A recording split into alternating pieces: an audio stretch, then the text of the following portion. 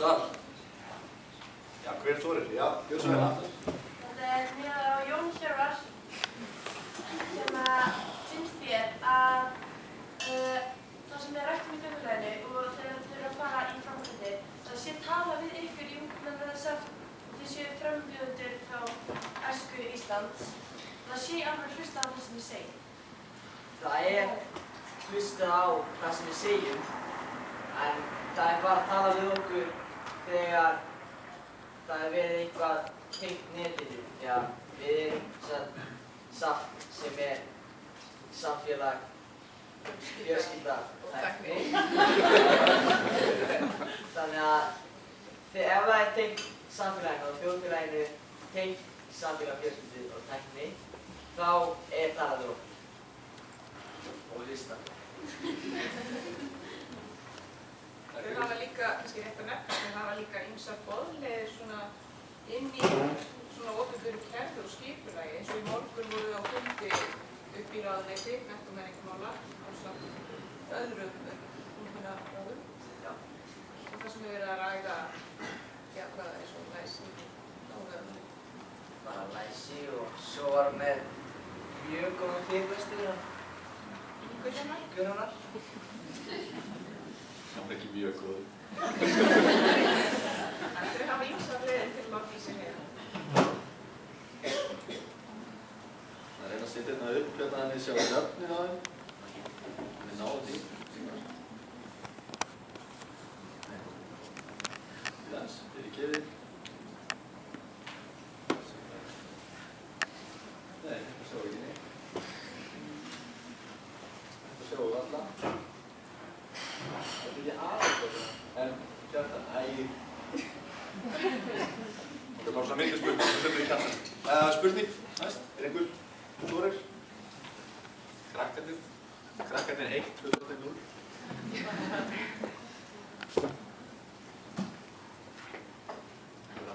Nei. Ég skal á opinn og byrja. Og Kjartan, eru ég? Já. Ég meina spurningu fyrir þig. Þú varst að sýna ykkur Hendrix Garðan. Það sem að við byrjar á allir rosa læstir yfir ykkur og svo fatta allir að þetta er allt vonlaust og svo lærum við að nota þetta og þegar þau ykkur milliveg. Hvar heldur við að notkun snjalltækni í skólum sé á þessum Garða núna? Eigum við eftir að fara hærra? Já, ég held að við séum búin að fara niður hann í botnin. Já. Og ég held við séum á leiðinni upp aftur. Við erum búin að taka svona svakalega hæg og við erum búin að segja að þetta er alltaf nógulegt og við þurfum bara, þetta kemur vekk fyrir að klakka þeim læri neitt og þetta er bara fyrir og þetta er bara notað til að leggja einhelti og guðmátt eitthvað. En við held að séum komin aftur í svona, en það er kannski hægt að gera eitthvað gálega til þetta. Við erum að fara upp núna. Já, ég held það. Vitnum frá botninu. Já. Einhver með spurningum? Einhver sem hefði eða næsta við?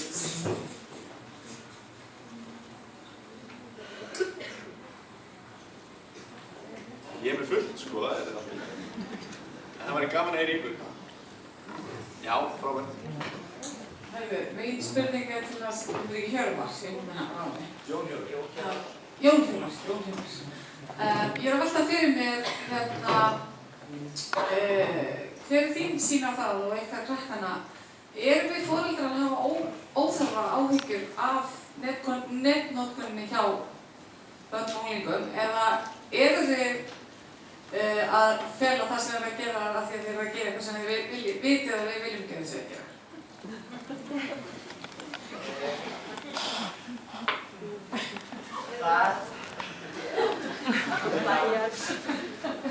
Þetta er kannski ekkert alveg óþarfa áhyggjur. Ég meina, þið er náttúrulega í foreldrahlutverkinu, hvort sem það er úti á götum eða inn á netinu. Þannig að óþarfa áhyggjur eru kannski ekkert inn í þessu. En þið megi samt, það má samt alveg gefa smá space, sko. Það þarf ekkert alltaf eins og hún kom með hérna áðan að hún kom að mömmu sinni hann að skoða Facebook hjá sér. Það er kannski svolítið langt, sko. En svo er allt í lagi að spyrja svona svo ef maður kannski eitthvað á Facebook og segir svo alltaf að fara út, að spyrja bara með hverju maður sé að fara eða hvað maður sé að fara að gera. Og í staðinn fyrir að vera með einhverja óþarfa áhyggjur. Já, takk fyrir. Bergþóra. Já, komið sæl. Bergþóra heiti ég og kem frá Akureyri, Brekkuskóla og takk ykkur kærlega fyrir þessi flottu erindi hér í dag og þetta tækifæri til þess að fá að spyrja ykkur.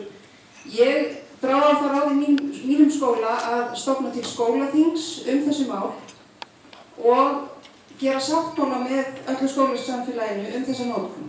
Staðan fyrir að vera með boð og bönn og svo framvegis. Og mér langar svolítið, ég veit ekki hvort ég á að lýsa því eitthvað nánar, en mér langar svolítið að heyra kannski ykkar sjónarmið þessa aðferð sem við völdum okkur. Af því að þetta er búið að vera svona svart-hvít umræða. Já, ég alveg sammála þér og síðasta viðmælandi varðandi það að fræðslan sé sterkasta vopnið. Og þetta hefur verið kannað sko, það sem að í löndum þar sem eru strangari reglur en annar staðar sko þessi mál. Og þeir sem hafa skoðað þetta telja að þessi leið sem að þið færið að hún sé vænleg, eða það sé raunverulega af innri hvötum sko, sem að fólk tekur einhverjar ákvörðunir þetta frekar heldur en það er bannað.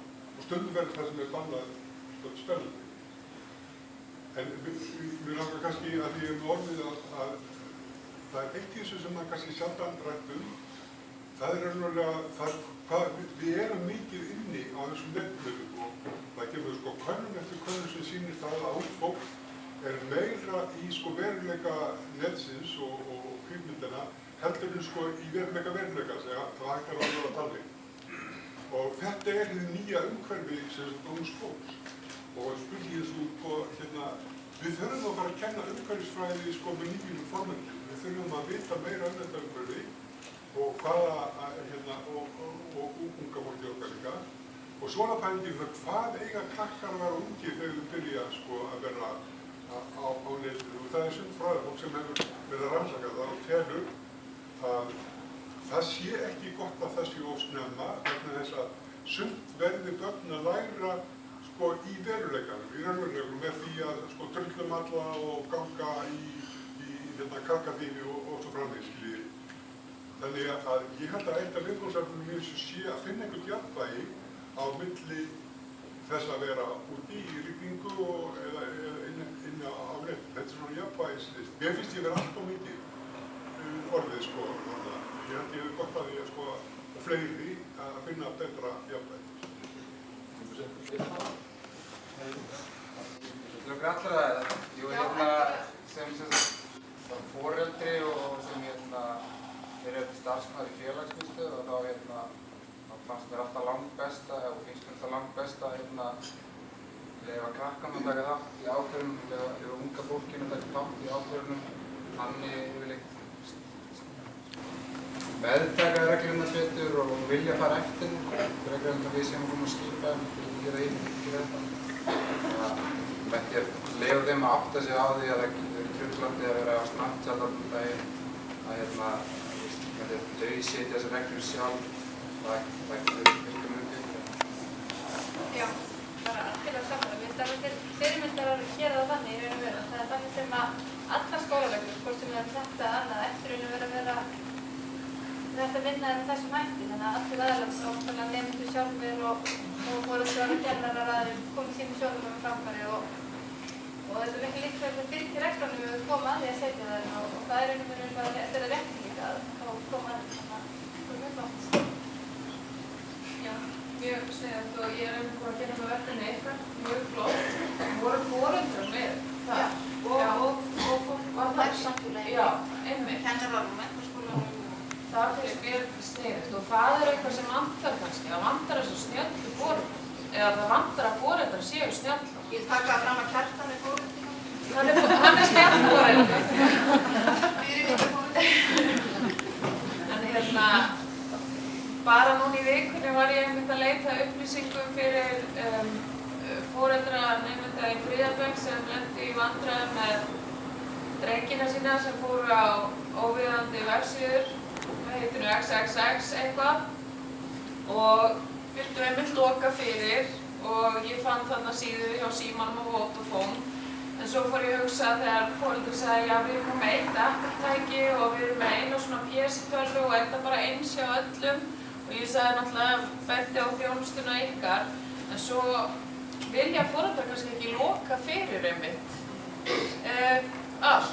Þannig að er þetta byggt upp eins og nú fyrir ég alveg að fara út úr bara efninu. Er þetta þá byggt bara upp, þú barnið með einhvern aðgang og svo er foreldrar með einhvern aðgang af því að foreldrar mega að fara inn á XXX, þannig að...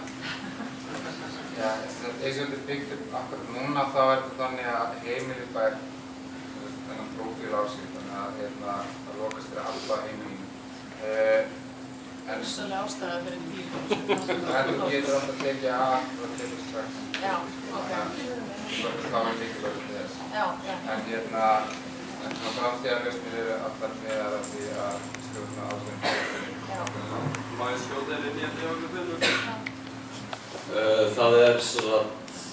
Það er bara einn háma fyrir hvern og einn ráðið sem er í hverju einasta húsi. Það er svo erfitt og leiðilegt að koma kannski netvarðanum á eina tölvu en ekki aðra tölvu. Það er eiginlega ómögulegt eins og staðan er í dag. Það var Björgstúlka sem að... Já. Áðan þegar við erum að tala að foreldrar væri með óþarfa áhyggjur. Mér finnst það að þeir mega vera með áhyggjur en þeir eru kannski svolítið miklar áhyggjur af ykkur. Við erum sko, við viljum kannski ekki að segja að lesa messagein okkar kannski út af því að við erum að reyna með eitthvað á Facebook og við viljum kannski ekki að mamma okkar sé að skoða sko. Það er fullt langt gengið. Vil ég svara? Já. Svara þessi. Það sem ég var að segja á hann var að vantaði kannski snjalla foreldrar en þau myndi í Brekkuskóla gerðu þetta og það er kannski þetta vantaði hjá okkur og það foreldrarna líka inn í gerð þetta regna fyrir snjalla. Ég finnst þetta bara frábær hugmynd og ætti að vera í fleiri skólum. Þetta var ekki svona í mínum skóla allavega. En þetta er kannski einilega það. Já, ég myndi segja að þetta er algjörlega til fyrirmyndar að fá alla foreldra. Þetta er bara mjög í samræmi við nýja aðalnámskrá, grundvelli hennar. Þetta er afskaplega lýðræðislegt og allir að segja sinni skoðun. Og það skiptir líka bara svo miklu máli þegar á eitt einhverju eða setja ykkur reglur eða ákveða eitthvað. Allir séu á sömu blaðsíðu og þá er fólk líka viljura til að taka einhverju tali ef það hefur eitthvað málið að segja. Þetta er bara það frábæra við lýðræði. Þannig að ég myndi mæla með því að fleiri gengur. Hjartar, hvernig var það að taka þátt í þessu? Varst þú nýjum ferli í þessu? Ég reyni náttúrulega að segja sem minnst okkur, það er auðvitað að vera mjög svona sérfræðingar sko á línunni. Þegar líka það er svo mikið af öðrum gamanlegum foreldrum komið í Brekkuskóla. En það er kannski rétt að benda á tvennt fyrsta lagi. Þá náttúrulega er það mikilvægur réttur foreldra að hafa áhyggjur og það er eitt af því sem við eigum að gera. Og það er mikilvægt hlutverk foreldra að hafa áhyggjur af börnunum sínum. En svo líka kannski verður eiginlega líka búast við því að smám saman þá verða til svona venjur í kringum þessa hluti sko. Bara það verða til svona viðmið og gildi hvað er eðlilegt og alltaf það er í allri mannlegri hegðun og allri mannlegu samfélagi þá eru viðmið og gildi sem að það hvernig við eigum að hegða okkur í hverjum og einum kringumstæðum. Og þannig að við vitum alveg hvernig við eigum að hegða okkur þegar við erum stödd í 5 ára afmæli. Við vitum hvernig við eigum að hegða okkur þegar við erum stödd á einhverjum fyrirlestri í skólanum. Og við eigum eftir að búa okkur til og líka læra svona regluverki í kringum allt þessum samskiptum á netinu. Og eins og Stefán nefndi áðan, sko, við erum orðin okkur með svona meira meðvitað til dæmis tölvupóst sem samskiptaforma því við erum búin að nota mikið í mörg ár og þá verða til þessir broskarlar inn í það sem við erum að reyna að stýra því hvernig viðtakandinn lesi skilaboðin. Og svoleiðis erum við alltaf að reyna að gera. Við erum alltaf að reyna sem einstaklingar að koma réttum skilaboðum til skila. Við gera það með því hvernig við klæðum okkur, hvernig við berum okkur og síðan ræðst þetta af aðstæðum sem við erum í, þannig að stundum er viðeigandi að vera með kveikt á símanum sínum og stundum ekki. Og þannig að já, þetta regluverk það verður og það mun vera til. Takk fyrir þær spurningir. Já, Sigurður Haugur heiti ég. Ég er grunnskólakennari og foreldri og líka meistaranemmi. Kennarinn situr þarna á borðinu, einn af þeim. Meistaranemmi í upplýsingatækni og við höfum öll áhyggjur og það eru áhyggjur af börnunum. En ég held að svona niðurstaðan að þessari umræðu hérna er það að það þýðir ekki að banna þetta í skólanum, þessi tæki. Þessi tæki eru búin til að vera. Börnin eru með þessi tæki og þeir eru nemendur í skólanum. Og það er náttúrulega einfaldast fyrir þann kennara sem kann ekki á tækin, þekkir ekki. Það er bara að ég setja þetta í körfu bara þegar komið og tækja þetta bara þegar farið. En þannig að við hljótum sem að það gengur ekki. En hvernig það er ákvæmst að kenna nemendum og börnum að umgangast þessi tæki, nota þessi tæki. En hvernig að kenna kennarum, þannig við erum að byrja því að kenna kennarum á tækinu og leiðbæna þeim. Og það er ekki nóg að kenna nýjúðskruðum kennarum. Það verður að taka alla starfandi kennara og starfsfólk skóla í dag. Og það er kannski svolítið svona samnað þessi að horfa ágæta fólk að það vantar einn frá rekstraraðila skólanum sem að þannig að er einhver ykkar sem getur séð svona hvernig fáum við skólan og starfsfólk skólan til þess að við getum ekki treyst á að innstækja skólan eins og Brekkuskóli einhver svona grímandi kennar eða einhver skólafólk takti sér saman. Það gengur aldrei yfir alla skólan. Við ljótum að vera sammála um það að þetta þurfa að gerast bara í öllum skólum landsins.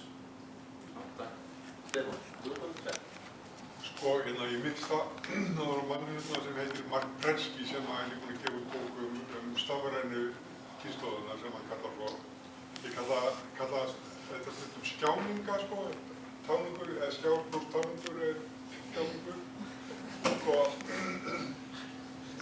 hann er með tillögu sem er kannski áhugaverð. Hann segir, látum bara nemendurna sjá tæknina.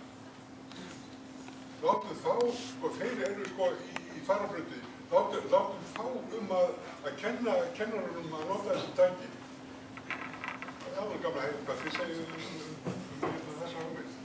En sko þetta varandi sko breytingarnar, þetta snýst alltaf dálítið sko sjálfsmynd okkar kennara. Við verðum að hugsa okkur inn í þetta nýja umhverfi þar sem að þeir eru ekki einu handhafar þekkingarinnar, heldur líka allir aðrir sko í bekknum eða á námskeiðinu. Og maður verður bara að hugsa sig inn í þennan nýja tíma þannig að það bara geti ekki verið þannig að maður veit allt og kunni allt. Allra síst varandi sko tækni. Má ég bara segja að kennari í skólanum mínum sem kunni sko ekki neitt á tölvur og er eitthvað með að heilu ári í það að kennarum að hækka í tölvurinninni og það tókst ekki.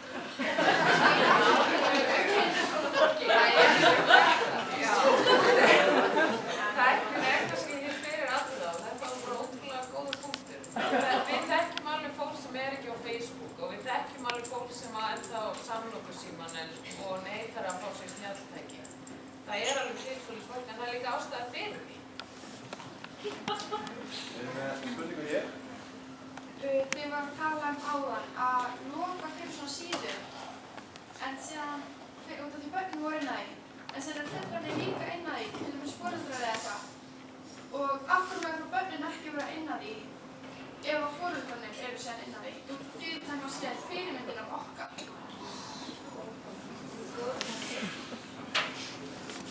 Það er ekki ég sem var að segja þetta. Það komast í daginn á sumt er bara óviðeigandi og eins og ég sagði bara með tækin og tækin eru ófullkomin. Þið verður að læra aðeins á bæði lífið og aðstæður áður en þið fáið allt framan í ykkur sem við kannski getum tekið við. Og það snýst bara þetta miðla læsi að nemandi í 3. bekk, hann veit ekkert hvað þegar hann sér hardcore klám, þá veit hann ekkert hvað hann að horfa á og það lítur ekki vel út. En aftur á móti veit fullorðinn einstaklingur hvað þetta og ég ekki að segja að ég velji mér að horfa á það í mínum frítíma, en við sjáum alveg munin og af hverju það ekki hægt að bjóða börnum upp á þetta og af hverju kannski fullorðnir mega að horfa á það. Bara eitt þó ég segir sammála sumt sem eru að hægja fullorðina og ekki að hægja barna, þá eru fullorðnir samt líka stundum að setja sig í spor barna. Og einmitt eins og þau voru að tala um skilaboð og þau eiga sömu réttindi og ef foreldrar þeir vilja ekki sætta sig sjálfur við, þá eiga þeir ekki bjóða börnum upp á það.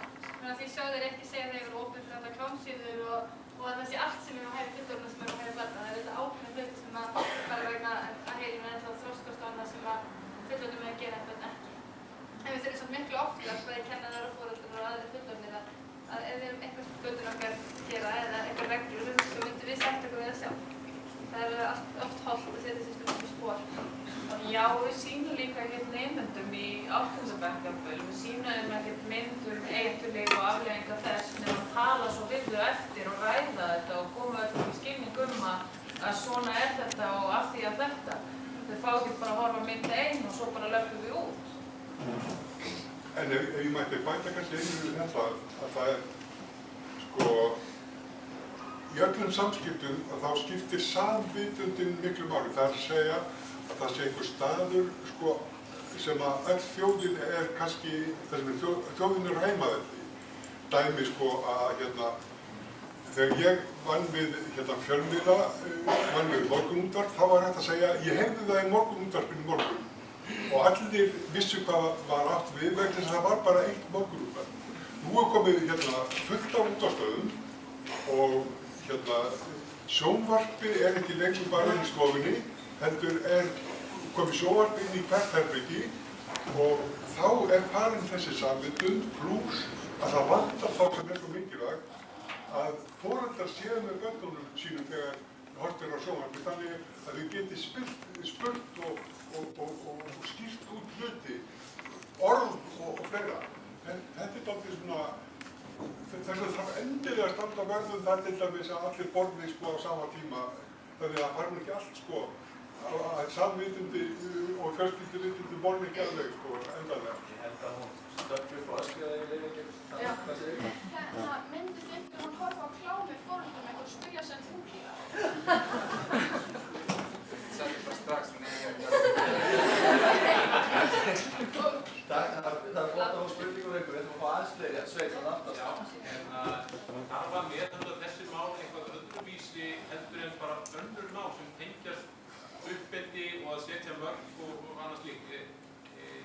Það var einhver í klána sem talaði það að upplýsingartækni væri í rauninni gamalt, það verði Snorri Sturluson og annað slíkt.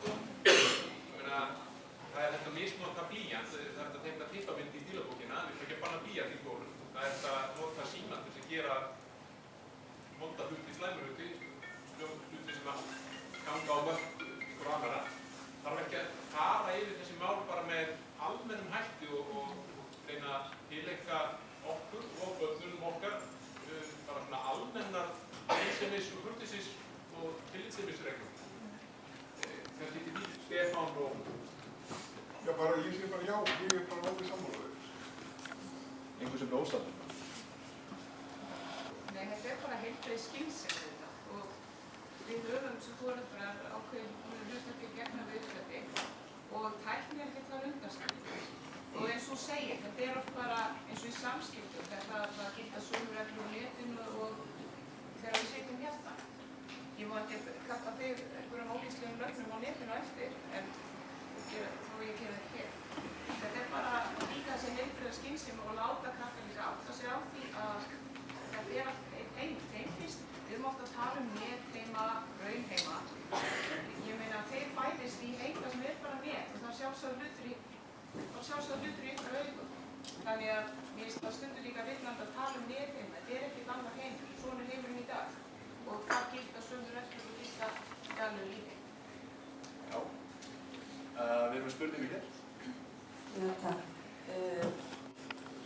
að þetta hafi minnst hérna á ný grunnskólalög og ný lög um öll skólastig og nýjar aðnámskrár og það einmitt þessi grunnþættir menntunar svo sem læsi, þar sem það kemur inn þetta miðlalæsi og upplýsingatækni og fleira sem eigi að fléttast inn í hans skólastarf.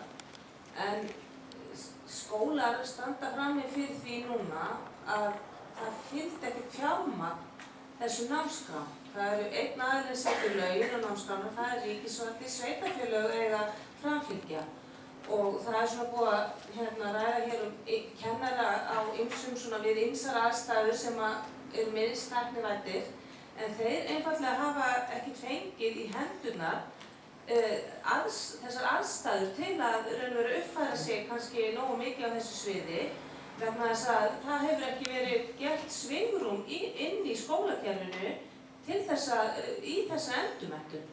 Ekkert fjármagn til þessa svigrúm, til dæmis ekki margir starfandi kennara sem geta mætt hálfveitt að ráðstefnu, hvað þá morgunráðstefnu, vegna þess að þeir eru einfaldlega þessi sískylda mætt á fræðslufundar þegar þeir eru alltaf að kenna.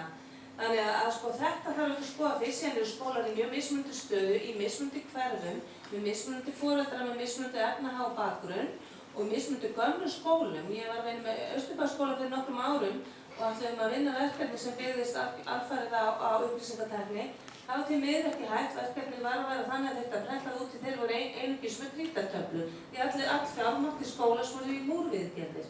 Þannig að við verðum að skoða þetta mjög gott að sumir skólar sýni frumkvæði og það má alls ekki berja það niður, en hins vegar verðum að kalla eftir því að því er nú mismunun hugleikin að allir skólar og allir kennarar, að þeim sé gert að kleift að vinna með þessi nýju tæki og nýju tækni, því að þeir eru alveg pottþétt, langflestir mjög svo vilju til þess.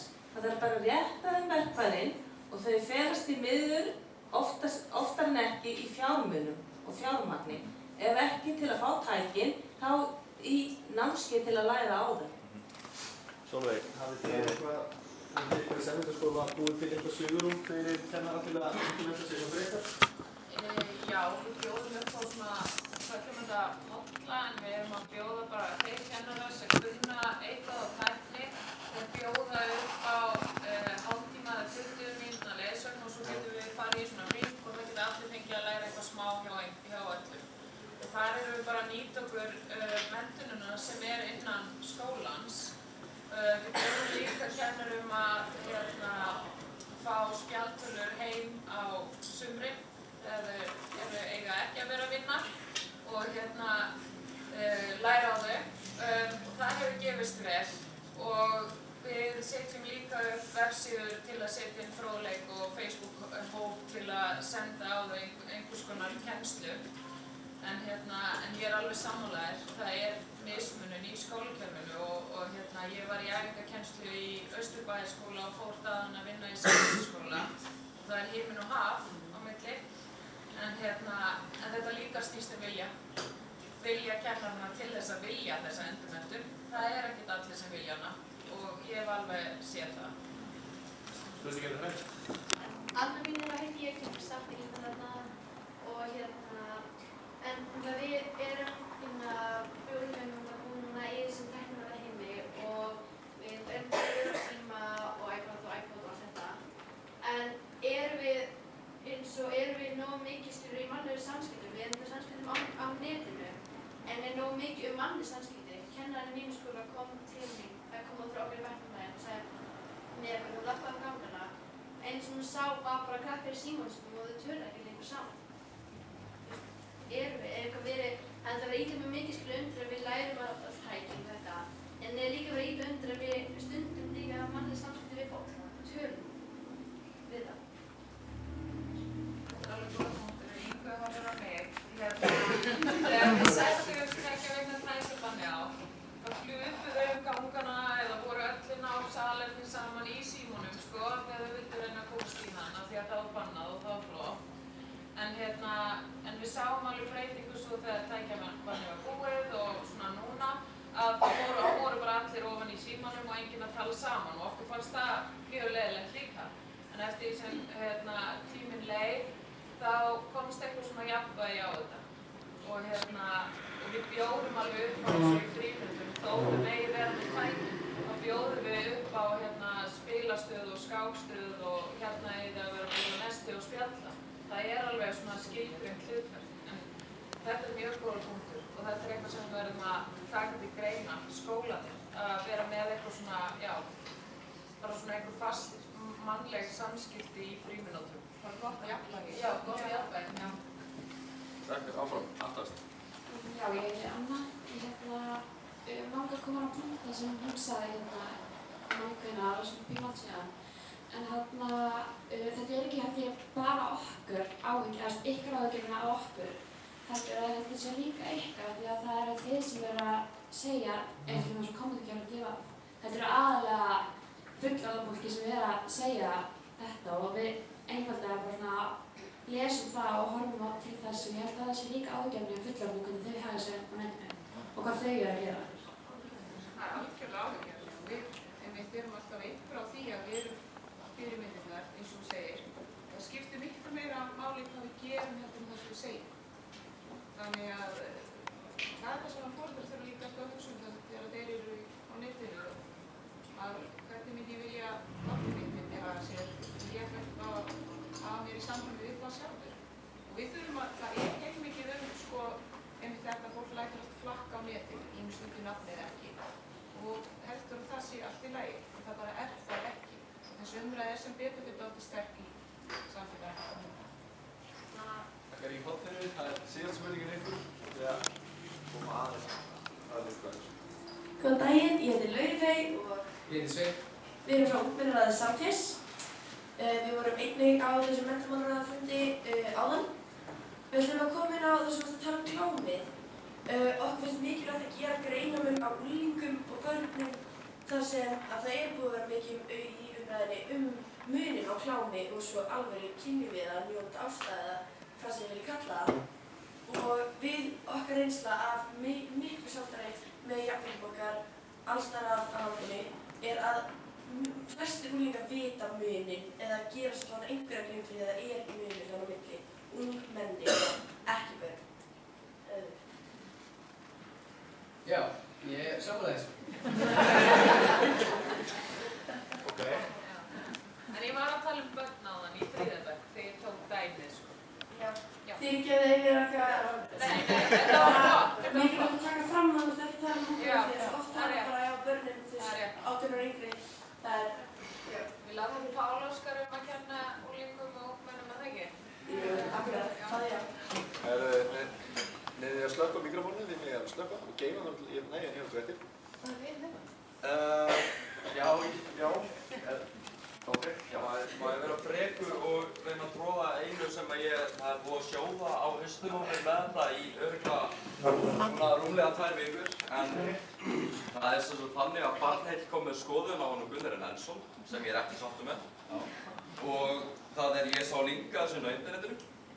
Og það ágætispæling, keppandi í bardaíþrótt tapar og dómar úr úrskurði, viðbrögð hans einkennast af yfirvegun, hann þakkar andstæðing sínum fyrir bardaga og samgleðist honum. Hann segist ánægður með störf dómara. Sama dag fór fram fótboltaleik. Tapaði gerði ítrekkaðar tilraunir til að ráðast á dómara leiksins. Halda þurfti dómurunum í 2 tíma inn í klefa í leikslok af öryggisástæðum. Barnheill telja keppandann í bardaíþróttinni slæma fyrirmynd fyrir börn. Hvað finnst þeim um fótboltamenn? Ég held að ég verði á það. Við verðum að vera snögg, við erum að klára.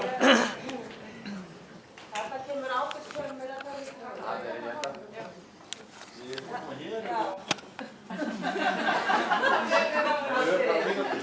Hér kemur ábyrgð fjölmiðla sem stúlkan sem Barnaheill segir í upphafi. Þegar Barnaheill var spurður um það hvort þið teldi að það væri gott fyrir ung börn að horfa á bardaga, þá sögðuðu við hjá Barnaheillum að svo væri ekki. Börn eiga ekki að horfa á ofbeldi og við höfum haft margar sögur um það að börn á skólalóðum var að leika eftir Gunnari Nelsson og jafnvel að meiða hvort annað. Og við töldum það ekki gott fyrir börn. Við vorum það að leita til okkar eftir þessu. Við höfum alltaf lagt áherslu á það að foreldrar og fullorðnir eru fyrirmynd barna og ungmenna. Barnaheill vinnur samkvæmt barnasáttmála Sameinuðu þjóðanna þar sem vernd barna gegn hvers kyns ofbeldi er eitt af sem sáttmálinn kveður á um. Barnaheill getur ekki brugðist við hverju sem sem gerist út í samfélaginu og þar að auki grundvallarmunur á þessu tvennu. Maður sem brýtur á sér í fótboltaleik fær gula spjaldið og rauða spjaldið og tiltal vegna þess að ofbeldið ekki hluti af íþróttinni í þeim tilfellum. Í tilfelli Gunnars Nelsson eða þessari íþróttar og þá sögðum við aldrei að Gunnar Nelsson sem persóna væri slæm fyrirmynd. Aldrei. En í tilfelli þessari íþróttar lögðum við áherslu á það að þarna var verið að upphefja ofbeldi í íþróttinni. Það ekki gert í fótbolta. Það dæmt fyrir ofbeldi í fótbolta en ekki hinu. Þetta var það sem vorum að leggja áherslu á, en okkar orð voru mistúlkur af blaðamanni, þessum sérstaklega blaðamanni sem hefur ítrekkað gert það að mistúlka orð og reyna að draga persónur og samtök og aðra ofan í svari. Og við erum búin að reyna að leiðrétta þetta mörgu sinni. Vonandi það tekist núna. Takk fyrir það, gott að hafa sérfræðinga í.